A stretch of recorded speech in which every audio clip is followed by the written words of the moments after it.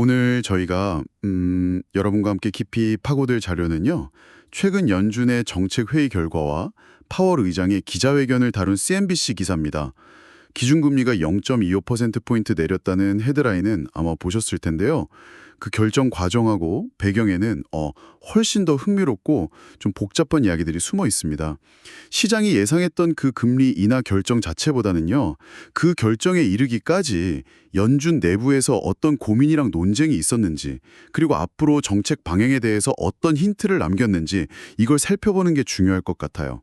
네, 그래서 이번 시간에는 이 자료를 바탕으로 해서 표면적으로 드러난 금리 결정 그 이면에 있는 연준 내부의 엇갈린 시각들 있잖아요. 그리고 양적 긴축 종료 결정이 단순히 긴축 중단을 넘어서 어떤 의미를 갖는지, 또 파월 의장이 시장 기대와는 좀 다른 메시지를 던진 진짜 이유가 뭔지, 이런 것들을 좀 심층적으로 분석해 보겠습니다. 단순한 사실 전달을 넘어서 연준의 속내, 그리고 앞으로의 정책 방향을 가늠해 볼 수 있는 단서들을 함께 찾아보는 시간이 될 겁니다. 자, 그럼 바로 본론으로 한번 들어가 보죠. 예상대로 연준은 기준금리를 0.25%포인트 인하했습니다. 근데 흥미로운 점은 이게 만장일치 결정이 아니었다는 거죠. 스티븐 미런 이사는 무려 0.5%포인트 인하를 주장했고, 반대로 제프리 신미드 총재는 금리 동결을 주장하면서 반대표를 던졌어요. 이게 단순한 의견 차이를 넘어서 상당히 극단적인 견해가 충돌한 셈인데, 이걸 어떻게 해석해야 할까요? 이게 그냥 일반적인 의견 수렴 과정으로 보기에는 좀 뭐랄까? 이례적인 것 아닌가요? 맞습니다. 그게 단순한 이견 제시 수준이 아니에요. 0.5%포인트 인하 주장은 현재 경제 상황을 상당히 비관적으로 보고 선제적이고 공격적인 부양이 필요하다. 이런 시각, 즉 매우 비둘기파적인 입장을 대변하는 거죠. 반면에 동결 주장은 아직 인플레이션 위험에 남아있고 섣부른 완화는 경계해야 한다는 좀 매파적인 시각을 반영하고요. 이렇게 정책 방향이 거의 극단에서 의견이 갈렸다는 건 연준 내부의 경제 진단과 처방에 대한 근본적인 시각차가 그만큼 크다는 걸 의미합니다. 어쩌면 이 0.25%포인트 인하라는 약간 어정쩡한 결과는 이런 극단적인 의견 사이의 타협점이었을 수도 있고요. 중요한 건 이런 내부 균열이 앞으로 연준 정책 결정의 일관성이나 예측 가능성을 떨어뜨릴 수 있다는 점입니다. 시장은 연준이 좀 한 목소리를 내주길 바라는데 이런 노골적인 이견 표출은 불확실성을 키우는 요인이 될 수밖에 없죠. 확실히 만장일치라는 단어가 주는 그 안정감과는 거리가 좀 있네요. 이런 내부 사정을 염두에 두고 보면 파월 의장의 기자회견 발언이 더 의미심장하게 들립니다. 특히 시장이 거의 90% 이상 확신하던 12월 추가 금리 인하 가능성, 여기에 대해서 당연시해서는 안 된다고 아주 단호하게 선을 그었어요. 내부 의견도 갈리는 마당에 시장에 너무 앞서 나가지 말라는 그런 경고 같은데, 단순히 신중함을 표현한 걸 넘어선 의도가 있어 보입니다. 왜 이렇게까지 강하게 말했을까요? 네, 정확한 지적이십니다. 이건 단순한 신중론 표명이 아니에요. 아주 의도적인 기대 관리 전략으로 봐야 합니다. 파월 의장이 기자회견에서 이번 회의에서도 향후로 정책 경로를 두고 위원 간 견해차가 뚜렷하다라고 직접 언급을 했어요. 그러면서 앞서 말씀드린 내부의 그 심각한 의견 대립 상황을 다시 한번 강조한 거죠. 이건 시장을 향해서 우리가 0.25%포인트 내리긴 했는데 이걸 당연한 다음 스텝으로 여기지 마라. 우리 안에서도 이렇게 싸우고 있다. 이렇게 공개적으로 이야기하는 거나 마찬가지입니다. 이렇게 함으로써 시장의 과도한 완화 기대의 심리를 좀 억제하고 앞으로 경제지표 변화에 따라서 정책을 좀 유연하게 결정할 수 있는 공간을 확보하려는 의도가 크다고 봅니다. 실제로 파월 발언 직후에요. 12월 금리 인하에 대한 시장의 기대치가 눈에 띄게 낮아졌어요. 파월이 회의록이 공개되면 당시 논의 분위기를 알 수 있을 것이라고 덧붙인 점도 주목해야 하는데요. 이건 내 말이 그냥 하는 소리가 아니다. 회의록 보면 얼마나 치열했는지 알게 될 거다라는 어떤 자신감의 표현이자 자신의 발언에 힘을 실기 위한 장치로도 볼 수 있습니다. 그렇군요. 시장의 기대를 꺾으면서까지 내부 상황을 강조한 데는 그런 배경이 있었군요. 금리 결정 외에 또 다른 중요한 결정이 바로 양적 긴축 QT 종료잖아요. 11월부터 연준이 보유 자산을 줄여나가던 걸 멈추기로 한 거죠. 특히 만기가 돌아오는 모기지 채권 MBS를 그냥 없애는 게 아니라 그 자금으로 단기 국채를 사들인다고 밝혔습니다. 이건 단순히 긴축을 멈추는 걸까요? 아니면 좀 다른 형태의 완화 정책으로 봐야 할까요? 이 단기 국채 재투자라는 디테일이 상당히 중요해 보이는데요. 아, 네. 아주 중요한 포인트입니다. 이걸 소위 이중 조정 아니면 복합적 정책 조정이라고 부를 수 있습니다. 명목상으로는 자산 축소라는 긴축을 멈추는 것이니까 표면적으로는 완화적인 신호로 해석될 여지가 있죠. 하지만 그 내용을 좀 자세히 들여다보면 훨씬 더 기술적인 접근입니다. 연준이 만기가 된 MBS 자금을 단기 국채 매입에 사용한다는 것은 시중에 풀려있던 장기 자금을 흡수하는 대신에 단기 자금 시장에 유동성을 공급하는 효과를 낳거든요. 파월 의장도 직접 대차대조표 구성을 보다 단기 중심으로 재편하고 국채 비중을 늘릴 것이라고 설명했죠. 왜 하필 단기 국채일까요? 단기 국채 시장은 연준의 기준금리 정책이 직접적으로 파급되는 통로이고 이 시장의 유동성을 안정적으로 관리하는 것이 연준에게는 매우 중요합니다. 즉, 기준금리 인하 속도는 신중하게 가져가면서도 신중한 완화죠. 자산 구성 변경이라는 다른 채널을 통해서 단기 자금 시장에는 유동성을 보충해주는 아주 섬세하고 기술적인 정책 조합인 겁니다. 긴축 중단이라는 이름표 뒤에 숨겨진 조용한 형태의 유동성 공급이라고 해석할 수 있는 거죠. 과거에 연준이 트위스트 오퍼레이션 같은 정책을 사용했던 것과 좀 유사한 맥락으로도 볼 수 있습니다. 그러니까 금리 인하 속도 조절하고 양적 긴축 종료 방식 변경, 이게 서로 맞물려 돌아가는 일종의 정책 패키지다, 이런 말씀이시군요. 단순히 긴축 끝 완화 시작, 이렇게 볼 문제가 아니었네요. 허허. 자, 이제 인플레이션 상황을 좀 짚어보죠. 파월 의장은 물가에 대해서 점진적으로 2% 목표를 향해 가고 있지만 여전히 높다, still elevated, 이렇게 평가를 했어요. 연준이 중요하게 보는 PCE 물가지표가 2.8% 수준이고 여기에 관세 영향이 한 0.5%포인트 정도 기여하고 있다, 이렇게 분석했는데요. 근데 현재 미국 정부 셧다운 때문에 공식적인 통계 발표가 지연되고 있다면서요. 이런 상황에서 연준은 어떻게 물가 상황을 판단하고 정책을 결정하는 건가요? 데이터 없이 감으로 하는 건 아닐 텐데요. 네, 그 점이 현재 연준이 처한 또 다른 어려움입니다. 말씀하신 대로 매달 발표되는 공식 고용보고서나 소비자 물가지수 CPI, 개인 소비 지출 PCE 물가지수 같은 핵심 지표들이 제때 안 나오고 있거든요.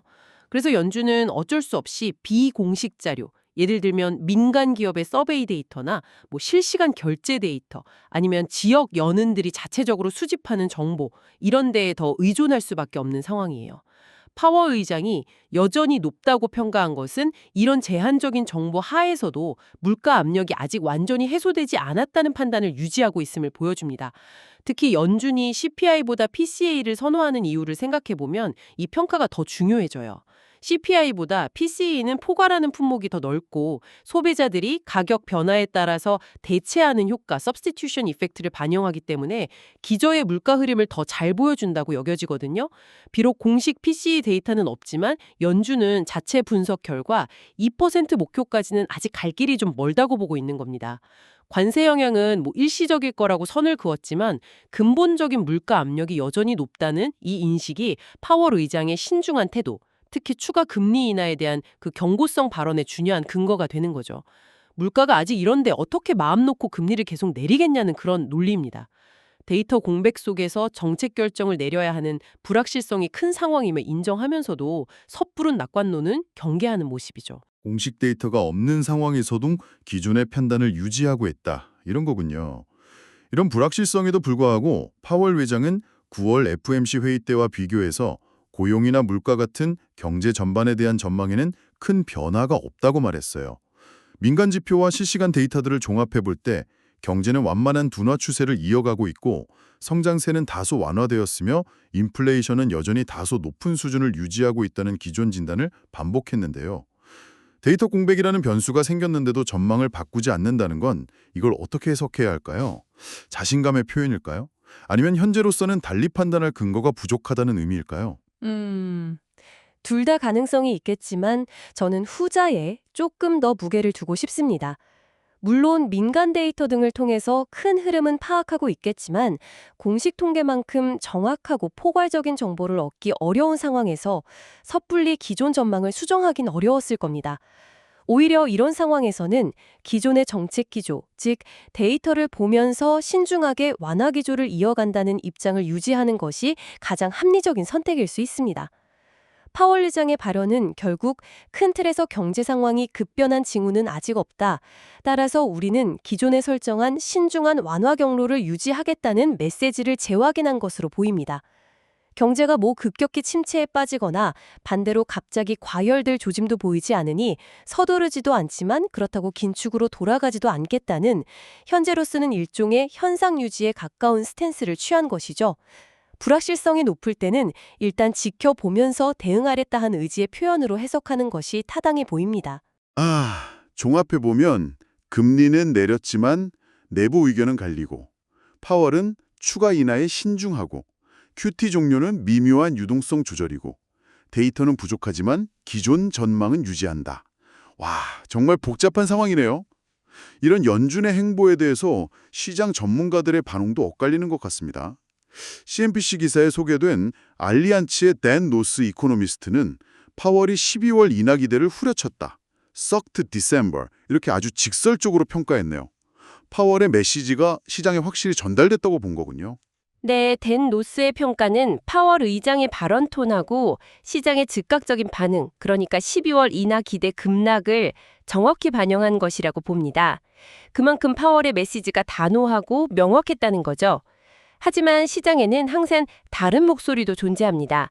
기사에 함께 소개된 네이비연방신용조합의 헤덜롱 이코노미스트처럼요. 파월이 뭐라고 하던 결국 경제가 더 나빠지면 연준은 경기 둔화에 책임을 지지 않으려 추가 인하에 나설 수밖에 없을 것이다. 따라서 12월 인하 가능성은 여전히 열려 있다. 이렇게 보는 시각도 만만치 않습니다. 이건 연준의 현재 마이보다는 앞으로 나올 실제 경제 데이터가 결국 정책 방향을 결정할 것이라는 그런 데이터 의존적인 전망이죠. 즉 파월의 현재 신종론은 앞으로 경제 상황이 더 악화되면 언제든 바뀔 수 있다는 기대를 깔고 있는 분석입니다. 이렇게 전문가들 사이에서도 해석이 갈린다는 사실 자체가 현재 연준 정책 경로를 둘러싼 불확실성이 얼마나 높은지를 방증하는 현상이라고 할 수 있겠습니다. 정말 그렇네요. 파월의 말을 믿어야 할지 아니면 결국 경제 상황에 따라서 연준이 움직일 거라고 봐야 할지 시장 참여자들도 혼란스러울 것 같습니다. 오늘 저희는 연준의 최근 회의 결과를 다룬 CNBC 기사를 통해서 0.25%포인트 금리 인하라는 그 단순한 사실 너머에 숨겨진 여러 겹의 맥락들을 깊이 있게 살펴봤습니다. 만장일치가 깨진 내부 표결 결과가 보여주는 균열의 신호, 또 시장의 기대를 의도적으로 꺾은 파월 의장의 경고, 양적 긴축 종료 결정에 담긴 기술적인 유동성 조절 방식, 그리고 공식 데이터 부재라는 어려운 여건 속에서도 신중한 완화 기조를 유지하려는 연준의 고민까지 정말 다층적인 분석이 필요한 사안이었습니다. 맞습니다. 오늘 논의를 통해서 우리는 연준이 현재 얼마나 복잡한 방정식 속에서 최적의 해법을 찾으려고 노력하고 있는지 엿볼 수 있었습니다. 물가 안정과 경기 부양이라는 두 가지 목표 사이에서 정말 아슬아슬한 줄타기를 하고 있고 거기에 내부 의견 대립과 데이터 불확실성이라는 변수까지 더해진 상황이죠. 금리 인하라는 큰 방향은 유지하되 그 속도와 방식은 매우 신중하게 조절하면서 동시에 다른 정책 수단, 그러니까 QT 조정을 통해서 미세 조정을 하려는 고도의 전략을 구사하고 있습니다. 자, 마지막으로 이 논의를 마무리하면서 리스너 여러분께 생각해 볼 만한 질문을 하나 던지고 싶습니다. 이렇게 연준 내부 의견이 나뉘고 파월 의장이 공개적으로 신중론을 펼치는 상황에서 앞으로 몇 주, 몇 달간 연준의 실제 속마음과 다음 행보를 가늠하기 위해 우리는 어떤 숨겨진 신호들에 주목해야 할까요? 예를 들어서 파월 의장 외에 다른 지역 연은 총재들이나 연준 이사들의 연설이나 인터뷰에서 나타나는 미묘한 톤 변화, 혹은 레포금리나 초단기 국채금리 같은 특정 단계 금융시장 지표들의 작은 움직임, 또는 금융시장의 변동성 지수 빅스 같은 지표들이 보내는 신호들을 어떻게 해석해야 할까요? 겉으로 드러나는 금리 결정이나 파월의 공식 발언 외에 이런 잘 보이지 않는 단서들을 예민하게 포착하고 연결하는 능력이 앞으로 연준의 정책 방향을 예측하는 데 매우 중요해질 것입니다. 이런 부분들을 스스로 한번 탐색해 보시면 경제를 보는 시야가 한층 더 깊어지실 거라 생각합니다. 네, 아주 흥미로운 질문입니다. 공식 발표 이면의 신호들을 읽어내는 것, 그것이 바로 진정한 의미의 깊이 있는 분석이 아닐까 싶네요. 오늘 저희와 함께 연준의 복잡한 세계를 탐험해 주셔서 감사합니다. 다음에 또 흥미로운 자료와 깊이 있는 분석으로 여러분을 찾아뵙겠습니다. 비트코인 시정 이거 참 알다가도 모를 곳이죠. 늘 새로운 질문을 던지는데요. 오늘 저희가 함께 들여다볼 자료는 바로 그 질문 중 하나를 딱 짚어보는 자료예요. 그 비트코인 매거진 프로에서 나온 분석인데 지금 비트코인이 역사상 가장 긴 강세장 사이클에 공식적으로 들어섰을지도 모른다. 뭐 이런 꽤 도발적인 이야기입니다. 아시다시피 비트코인 가격 움직임이 보통은 몇 년 주기로 오르내리는 패턴을 보여왔잖아요. 그런데 지금 그 패턴이 깨지고 있다는 신호가 포착됐다는 겁니다. 이게 진짜 뭔가 새로운 시대의 시작을 알리는 걸까요? 아니면 우리가 뭘 잘못 보고 있는 걸까요? 오늘 이 흥미로운 분석 같이 한번 자세히 들여다보죠. 핵심은 이거예요.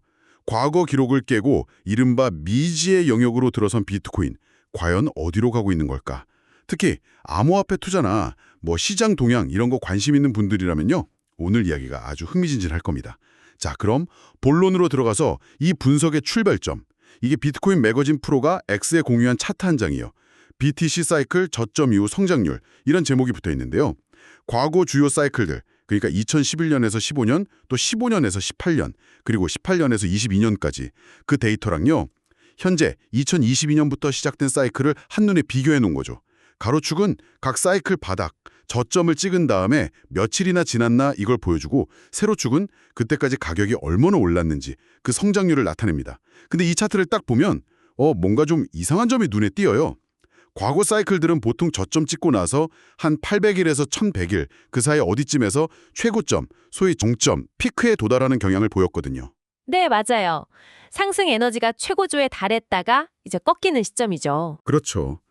그런데 지금 우리가 겪고 있는 이 사이클, 차트에서는 자주색선으로 표시되어 있는데 이 선이 이미 1100일을 훌쩍 넘어섰다는 겁니다. 네, 넘어섰죠. 과거 같았으면 벌써 정점을 찍고도 남았을 시간을 지나서 계속 가고 있다는 거죠.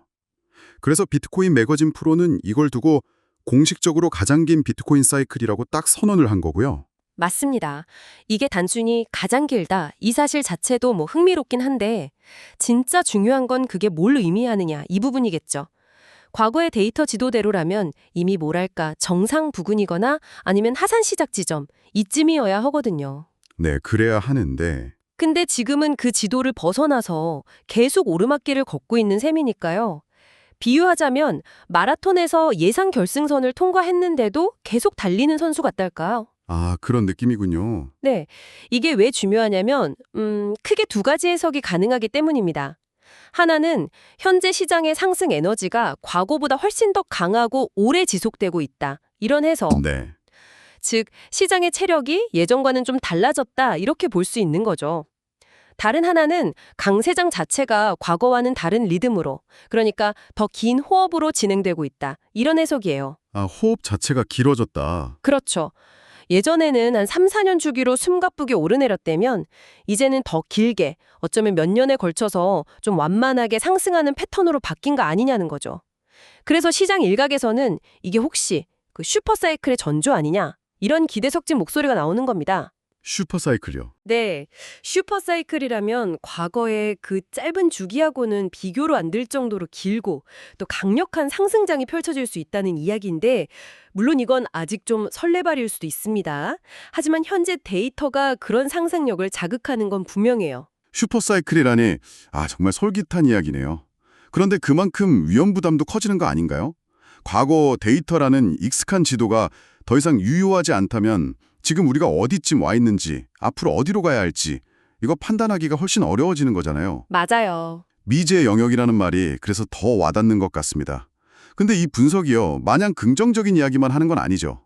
뭔가 좀 주의해야 할 부분, 경고 문구 같은 게 붙어 있다고 들었습니다. 네, 정확히 보셨어요. 그 부분이 이 분석의 균형을 딱 잡아주는 핵심인데요. 비트코인 매거진 프로도 이 역대 최장 사이클 주장을 하면서 아주 결정적인 단서를 달았습니다. 뭐라고 했냐면, 물론 우리가 최근 고점에서 이미 정점을 찍은 게 아니라면 말이죠. 딱 이 한 문장이에요. 그게 아니면. 네. 이 한 문장이 참 많은 걸 내포하고 있습니다. 즉, 지금 사이클이 길어지고 있는 이 현상이 반드시 앞으로 더 오를 거라는 보줄수표는 아니다. 이런 거죠. 그렇군요. 어쩌면 우리가 얼마 전에 봤던 그 비트코인 최고가 기록 있잖아요. 그게 실은 이번 사이클의 진짜 정점이었을 수도 있다는 가능성, 이걸 열어두는 겁니다. 그럴 수도 있겠네요. 네. 지금 길어지고 있는 게 상승세가 아니라 정점을 찍은 후에 하락이 아직 본격화되지 않았거나 혹은 고점 부근에서 힘겨루기가 길어지는 걸 수도 있다는 해석이죠. 최악의 경우엔 가장 긴 사이클이라는 이 타이틀이 앞으로의 상승을 예고하는 게 아니라 이미 끝난 잔치의 마지막 불꽃놀이 같은 거, 그럴 수도 있다는 겁니다. 와, 이게 현재 상황을 분석할 때 가장 큰 불확실성이고 또 섣부른 낙관론을 경계해야 하는 이유입니다. 와, 그럼 정말 동전의 양면 같은 상황이네요.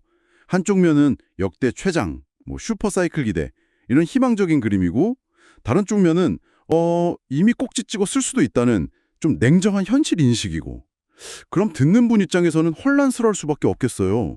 이 상반된 가능성 사이에서 우리는 어떤 점에 주목해야 할까요? 그렇죠. 바로 그 점이 시장 분석의 어려움이면서 또 매력이기도 한데요.